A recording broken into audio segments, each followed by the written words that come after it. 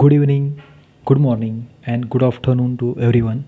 ज्या टाईमलाईनला तुम्ही हा लेक्चर्स किंवा व्हिडिओ पाहत असेल त्या टाईमलाईनच्या तुम्हाला शुभेच्छा.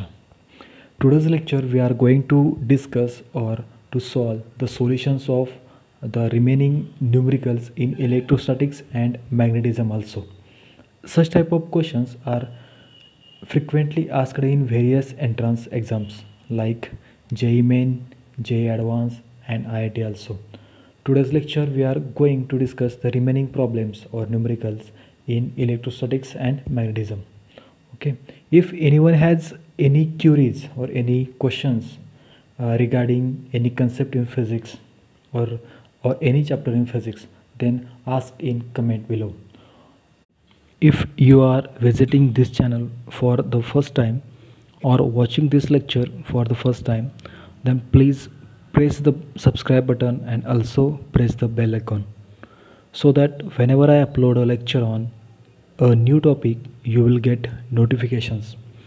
Also, in this way, you will get 11th and 12th board complete syllabus along with entrance exams like JEE Mains and Advanced, NEET, IIT syllabus and preparation. So be connected with our beautiful channel Universe of Microphysics. You will definitely land on excellence and achieve your desired destination. Stay tuned, stay happy and keep studying. So let's start our today's session. Find the electric field at point P on the perpendicular bisector of a uniformly charged rod. The length of the rod is capital N. The charge on it is plus Q and the distance of P from the center of rod is A. Okay. तर आपला विचारलं आहे find electric field at point P on the perpendicular bisector किंवा equator. बघा क्वेश्चनमध्ये दिल्यानुसार solution बघा क्वेश्चनमध्ये दिल्यानुसार आपण एक rod draw करून घेऊ. ठीक आहे, ज्याची लेंथ आहे कॅपिटल एल, बरोबर आहे का. त्याच्या ओरिजिन ओ पासून एक बायसेक्टर जर का आपण ड्रॉ केला तर बघा आपण बायसेक्टर ड्रॉ करू. ठीक आहे, हा एक बायसेक्टर आहे असं अजून करू. तर इथं पॉईंट पी आहे. ठीक आहे, तर ह्या रॉडमुळं चार्ज रॉडमुळं युनिफॉर्म या रॉडमध्ये चार्ज जो काय आहे तो युनिफॉर्म डिस्ट्रीब्यूट झालेला आहे. ठीक आहे, तर ॲट पॉईंट पीला जो चार्ज असेल पॉईंट चार्ज असेल तर याच्यावरती इलेक्ट्रिक फील्ड किती जनरेट होणार आहे या रॉडमुळं ते आपल्याला काढायचं आहे. ठीक आहे, तर पहिल्यांदा बघा आपण काय करू तर एक नेट इलेक्ट्रिक फील्ड हे अलॉंग दिस बायसेक्टरचं असणार, बरोबर आहे का. हे आपण रॉडचा एक छोटासा इलेमेंट अज्यूम करू. ओके, ज्याची लेंथ आहे dx. ओके, आणि याचं जे काय डिस्टन्स आहे फ्रॉम द सेंटर हे आहे x, बरोबर आहे का. आणि हा पॉईंट पी त्याने क्वेश्चनमध्ये दिलं आहे की ए ह्या डिस्टन्सवर लाय करतो. ठीक आहे, तर पहिल्यांदा मला सांगा की आपण by using the concept linear charge density lambda is equal to काय असतं क्यू अपॉन एल आपण लिहू शकतो का. For this small element D Q is equal to काय बनेल Q upon L into D X, बरोबर आहे का. Because the charge is uniformly distributed over these given rod of length L. Okay, for this small infinitesimal element we can find this charge dq is equal to q upon L times dx, बरोबर आहे का. But आता बघा हा एक जर तुम्हाला छोटासा स्मॉल एलिमेंट आपण कन्सिडर केला असेल तर बघा हे दोन पॉईंट चार्ज झाले का. मग आपल्याला माहीत आहे electric field due to point charge. बघा electric field due to point charge पण टेस्ट चार्ज काय असतं आहे मला समजू शकतो का. The electric field at P due to this small element काय येणार सांगा. छोटंसं येईल ना डी, ते काय येणार सांगा डी इज इक्वल टू. आता बघा हे डिस्टन्स आपण झूम करू इथून.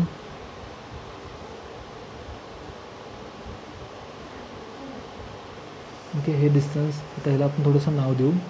ह्याला ए ओ पी म्हटलं. ठीक आहे, अँगल थीटा अँगल थीटा, म्हणजे ही जे काही डायरेक्शन असेल तर इलेक्ट्रिक बघा, electric field due to this small element is D, opposite असणार आहे, बरोबर आहे का, अवे असणार आहे.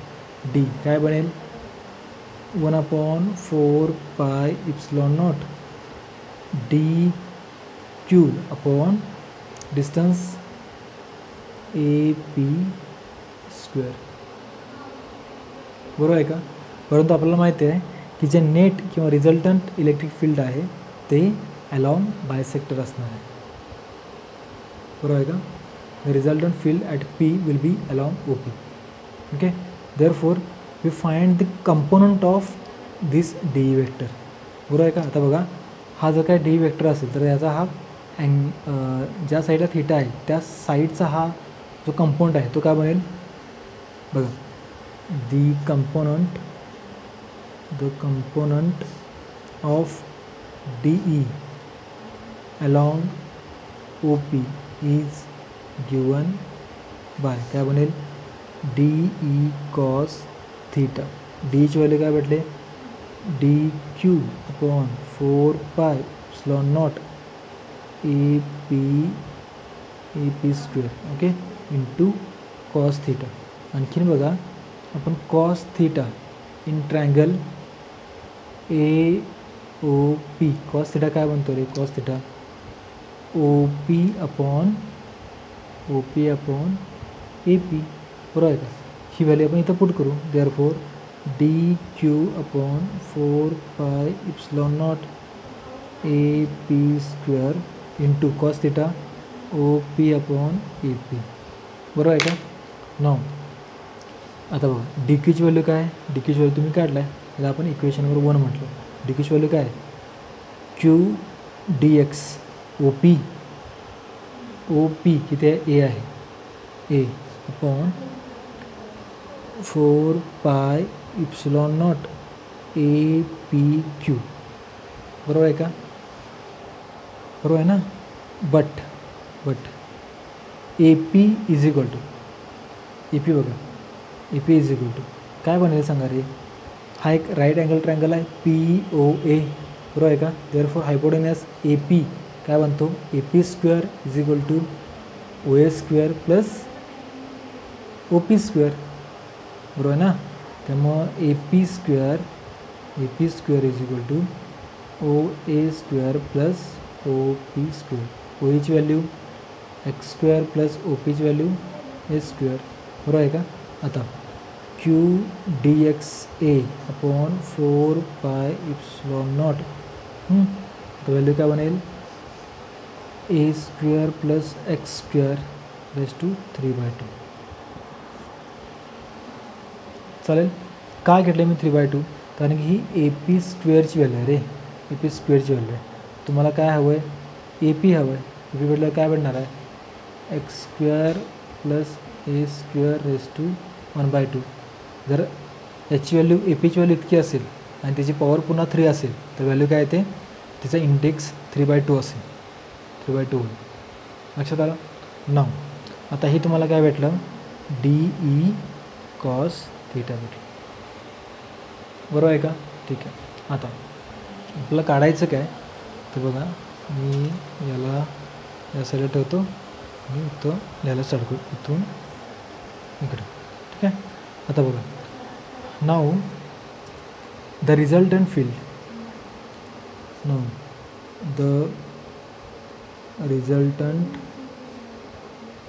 Field, at P is given by काय भेटणार आहे E net is equal to integration of D E cos theta, बरोबर आहे ना. आता डीची व्हॅल्यू किती आहे, इंटिग्रेशन डीची व्हॅल्यू किती आहे Q D X A upon 4 pi epsilon naught, okay, A square plus X square raise to 3/2, okay,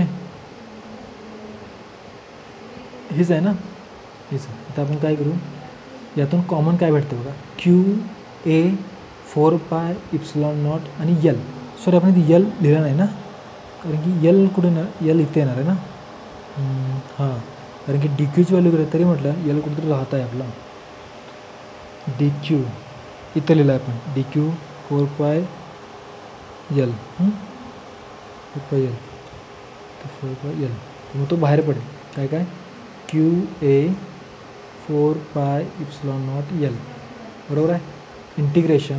आता limits आपल्याला पुट करायचे. सेंटर आता बघा ह्या रॉडची लेंथ किती आहे कॅपिटल यल आहे. सेंटरला किती असणार आहे रे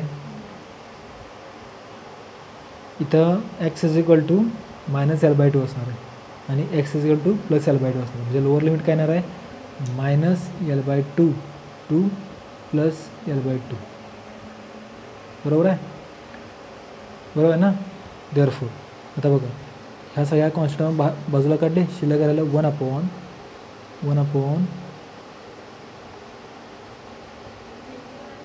a² + x² 3/2 × dx बरोबर आहे. ठीक आहे ना. आता बघा काय करू आपण हे इंटिग्रेशन आपल्याला सॉल्व करायचं आहे. ठीक आहे तर आपण काय करू पहिल्यांदा हे इंटिग्रेशन सॉल्व करून घेऊ. हे 4π QA/4πε0 आहे तसंच. ठीक आहे इंटिग्रेशन -l/2 टू +l/2. ठीक आहे आता आपण हे करत असताना काही गोष्टी पुट करतो आहोत. ठीक आहे तर बघा ॲज x = a tan θ तुम्हाला ह्या जिओमेट्रीवरून सुद्धा तुम्हाला ही व्हॅल्यू भेटून जाईल x = a tan θ. तर बघा तर dx काय होतं डिफरन्शिएट केल्यानंतर a tan θ sec² θ dθ. x a tan θ जर का असेल तर dx काय बनेल a sec² θ dθ बरोबर आहे का. आता dxची व्हॅल्यू आपण पुट करूया म्हणजे काय बनतं a sec² θ dθ अपॉन आता बघा a² प्लस x² किती आहे a² tan² θ okay tan² θ bracket = 3/2 बरोबर आहे का.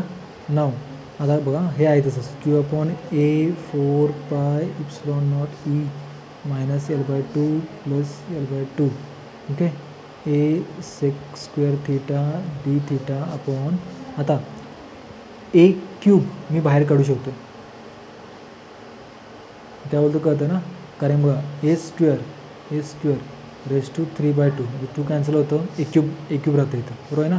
तेव्हा मी a³ बाहेर काढेन शिल्लक किती राहील 1 प्लस यातून सुद्धा a³ बाहेर पडलं आहे त्यामुळे इथं राहणार नाही. ठीक आहे शिल्लक राहतं तर tan² θ रेज टू 3/2 कसं समजलं ना. बघा a² रेज टू 3/2 हे कॅन्सल झालं a³ राहिलं त्यामुळे यातून a³ बाहेर काढला इथं 1 उरला इथून a³ बाहेर पडला इथं 1 × tan² θ बरोबर आहे. आता 1 + tan² θ काय असतो 1 + tan² θ हे जे काही किंमत आहे त्याला आपण काय म्हणतो sec² θ बरोबर आहे का. आता ही व्हॅल्यू आपण इथं पुट करू. ठीक आहे तर बघा बरं ठीक आहे पुट करायच्या अगोदर बघा हा sec² θ आणि इथून sec² θ बरोबर आहे. हा a आणि हा क्यूब कॅन्सल बरोबर आहे. पुन्हा आणखीन काय कॅन्सल होतं सांगा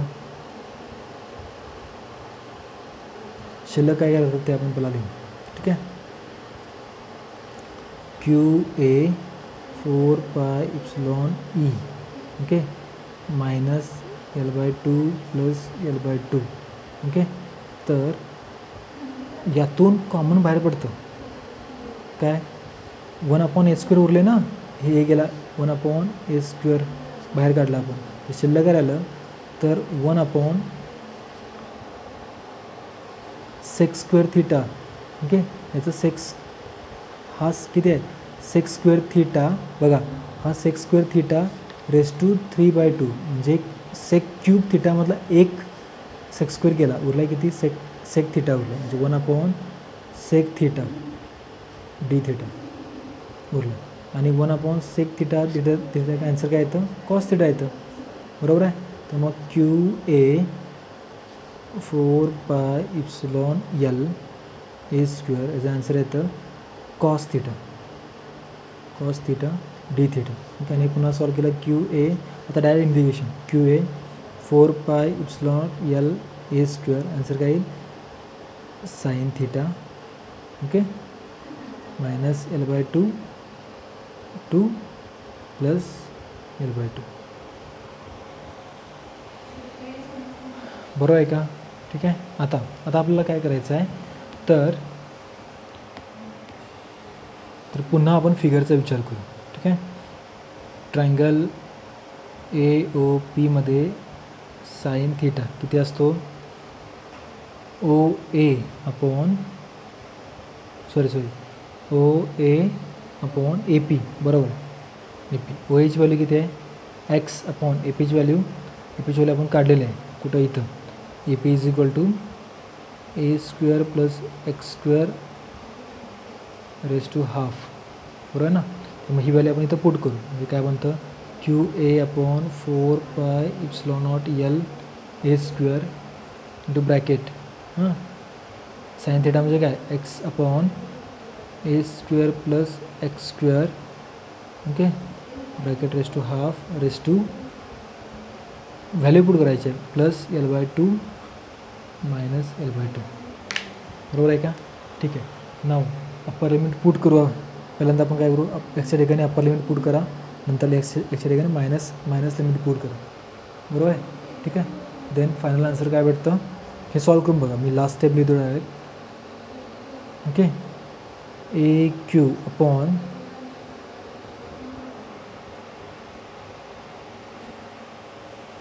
AQ upon 4 pi epsilon naught. Okay, बघा थोडंसं तर पेज दिसतात ना कॅमेऱ्यामध्ये व्यवस्थित. Okay, QA. ओके, ए आहे हा AQ 4 pi epsilon naught L ए गेला ना. बरोबर आहे का? इथं ए स्क्वेअर आहे, नंतर आपण कॅर करू. देन 2L अपॉन ब्रॅकेटमध्ये L square plus 4A square raise to half. Okay, आणि लास्ट आन्सर Q अपॉन तुम्ही सॉल्व करून बघा. Q अपॉन 2 पाय बघा एल जातं. ओके, तर 2 हे तर एल कॅन्सल होईल, 2 कॅन्सल होईल, इथं ए कॅन्सल होईल. ठीक आहे. म्हणजे सगळं आपल्याला रिमेनिंग काय राहतं 2 pi A epsilon naught under root L square plus 4A square. This is the answer, L square plus 4A square. Okay,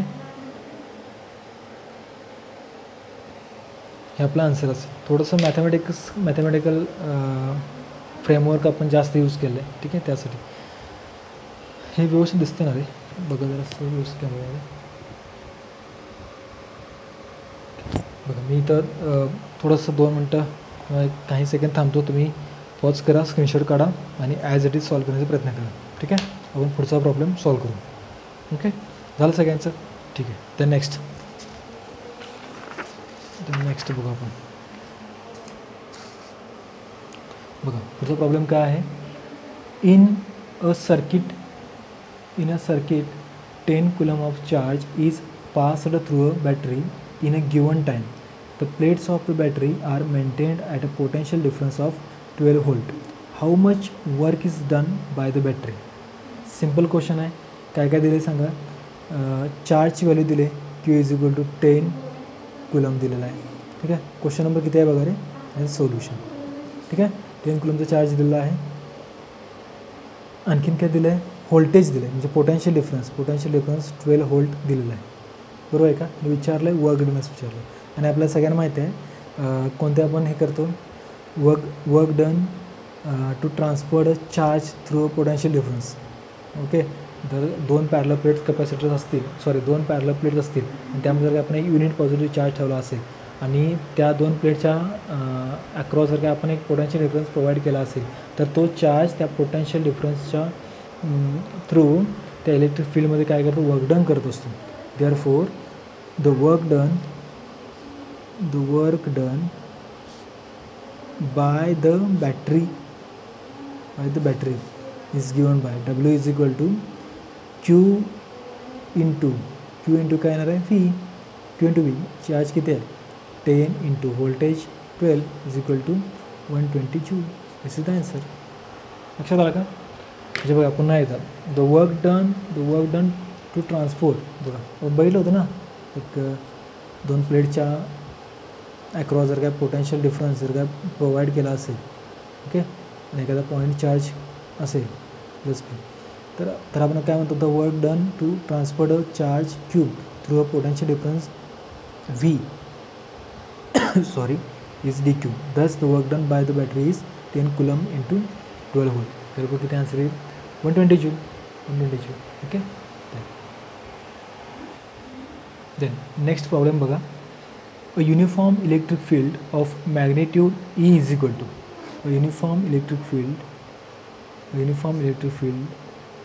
is equal to किती दिलं आहे, 100 newton per coulomb exist in the space in X direction. म्हणजे जे काही electric field आहे ते X डायरेक्शनच्या along exist करतं. Calculate the flux of this field through a plane square area of edge 10 centimetre.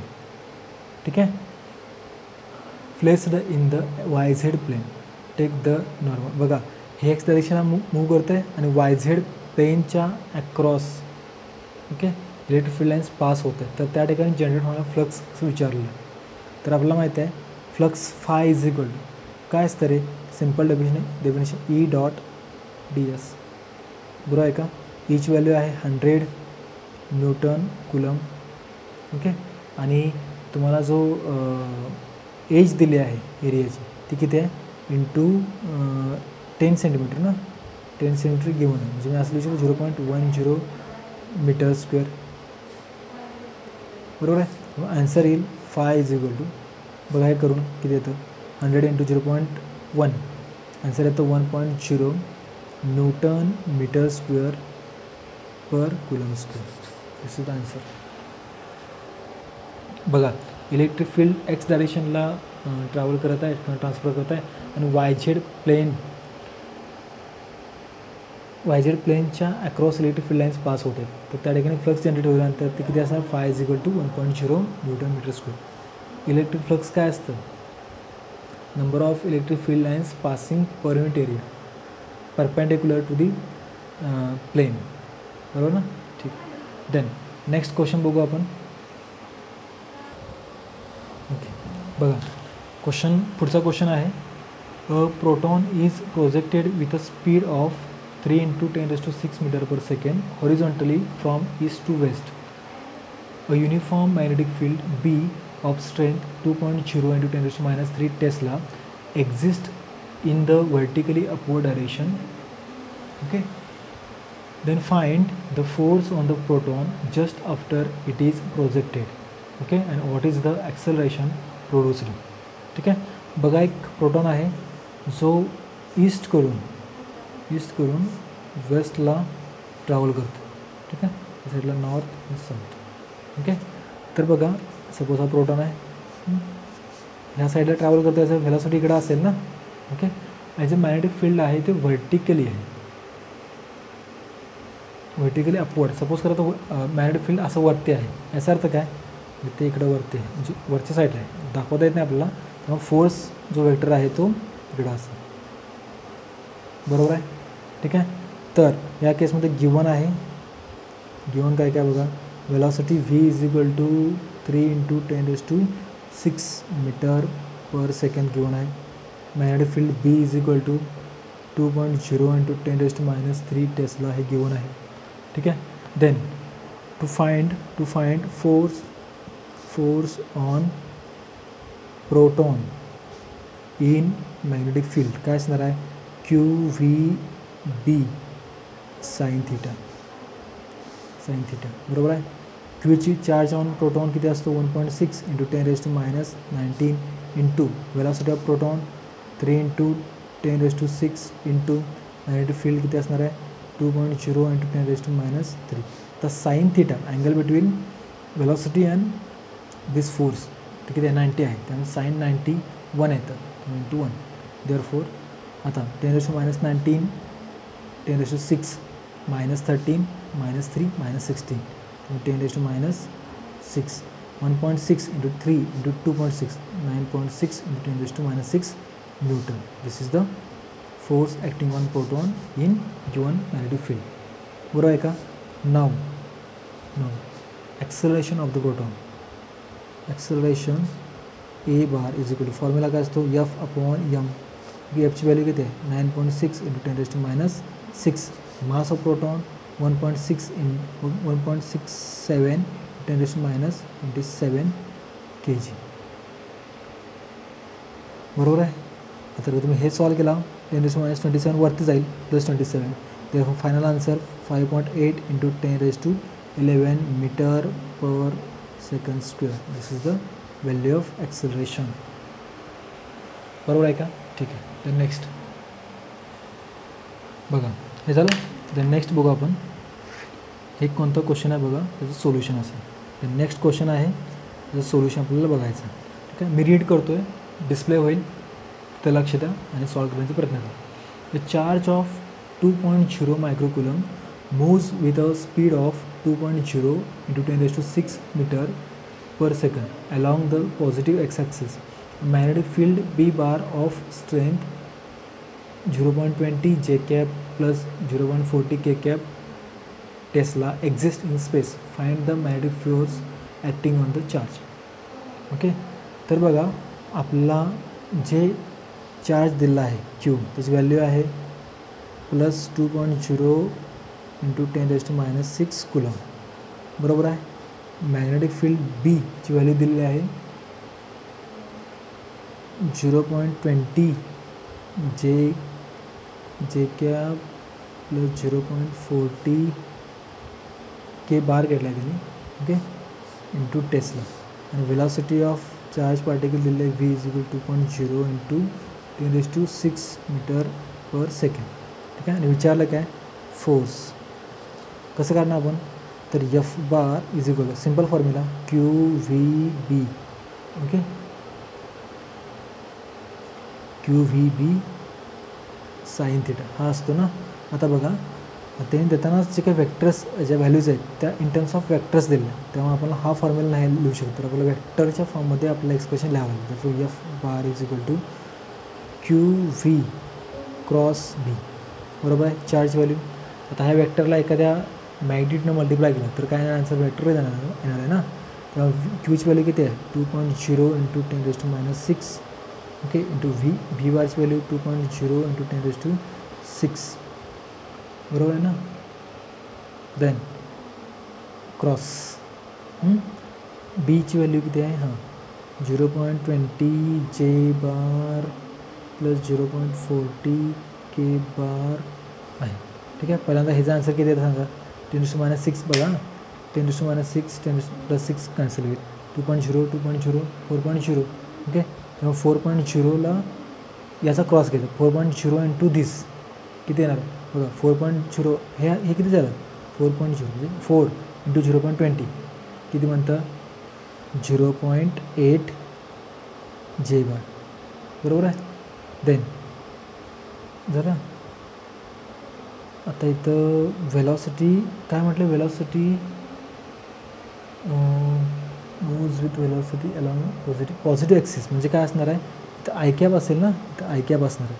त्यामुळे आय क्रॉस बघा मी multiply करतो 2 इंटू 2 4 आहे, 4 इंटू 0.2 म्हणजे किती आहे 0.8 जे कॅप नाही जे sorry 0.8 into bracket I cross जे कॅप ओके प्लस हे बघा किती आहे 4 इंटू दिस 0.4 किती 1.6 into I cross K cap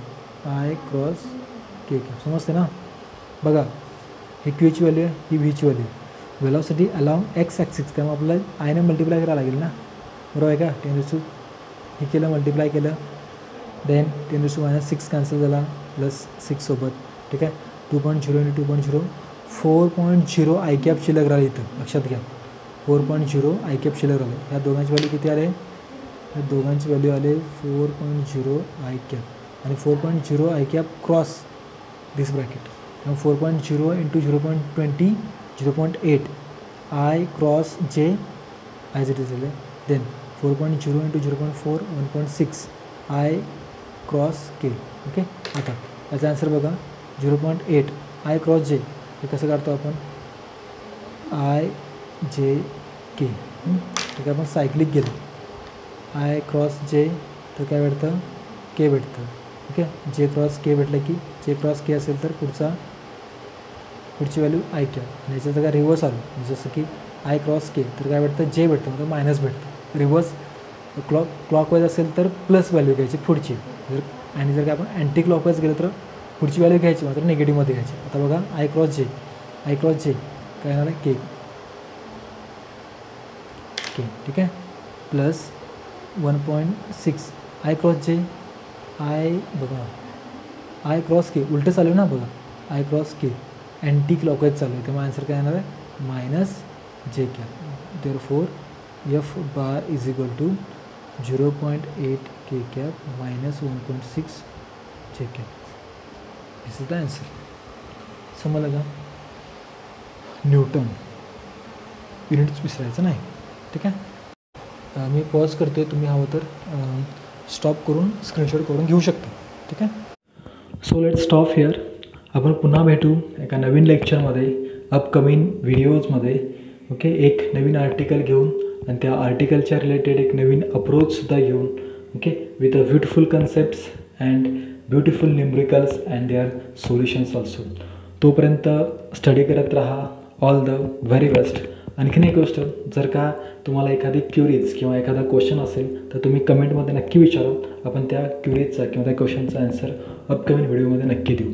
तोपर्यंत stay connected. Okay. Stay happy and all the very best. Thank you.